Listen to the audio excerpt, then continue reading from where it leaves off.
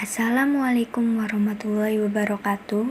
Perkenalkan, kami dari kelas 11 IPS 1 SMA 1 Trisi, kelompok Sejarah Indonesia yang beranggotakan Dewita Meliasari, Pipi Mariam, Naila Rahmadani, dan Siska Auliana.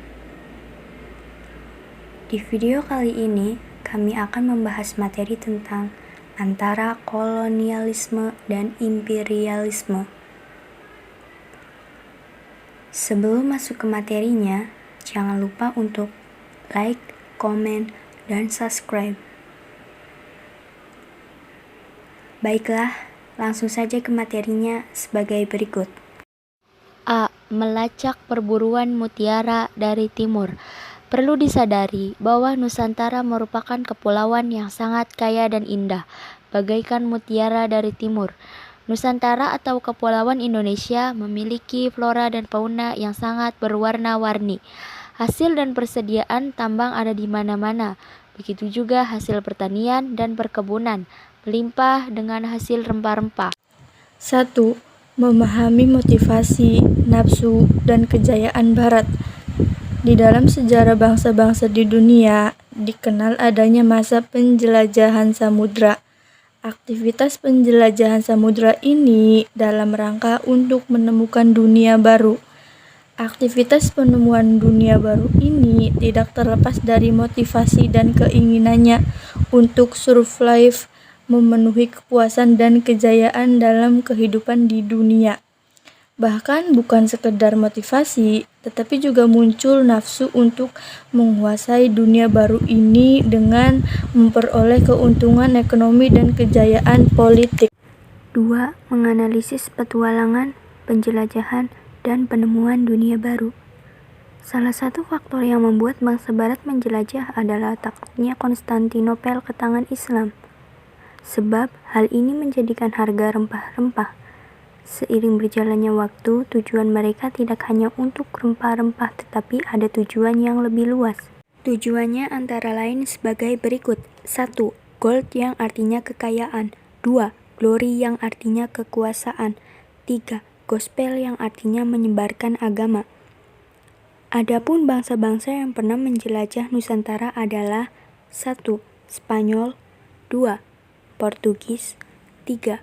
Belanda, dan 4. Inggris. B. Menganalisis kemaharajaan VOC. 1. Lahirnya VOC, Verenigde Oost-Indisch Compagnie. VOC atau dapat disebut dengan Perserikatan Maskapai Perdagangan Hindia Timur atau Kongsi Dagang India Timur. VOC secara resmi didirikan di Amsterdam pada 20 Maret 1602. 2. VOC semakin merajalela.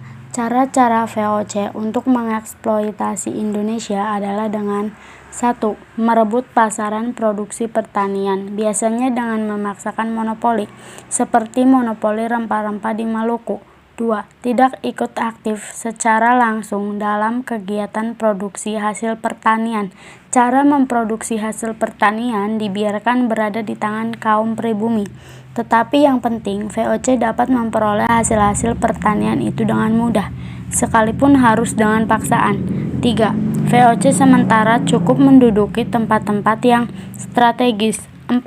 VOC melakukan campur tangan terhadap kerajaan-kerajaan di Nusantara, terutama menyangkut usaha pengumpulan hasil bumi dan pelaksanaan monopoli. Dalam kaitan ini, VOC memiliki daya tawar yang kuat, sehingga dapat menentukan harga. 5. Lembaga-lembaga pemerintahan tradisional atau kerajaan masih tetap dipertahankan dengan harapan bisa dipengaruhi atau dapat diperalat, kalau tidak mau baru diperangi. 3. Bubarnya VOC. VOC dibubarkan pada tanggal 31 Desember 1799. VOC dibubarkan karena mengalami berbagai problem yang tak kunjung terselesaikan. C. Mengevaluasi penjajahan pemerintah Hindia Belanda. 1. Masa pemerintahan Republik Batav. Masa pemerintahan Republik Batav adalah masa pemerintahan di mana Belanda dikuasai Prancis. Pemerintahan ini berlaku sejak tahun 1795 sampai dengan 1806 Masehi. Adapun yang menjadi gubernur jenderal yang memimpin Nusantara adalah William Daniels dan Jensen. 2. Perkembangan kolonialisme Inggris di Indonesia tahun 1811 sampai dengan tahun 1816.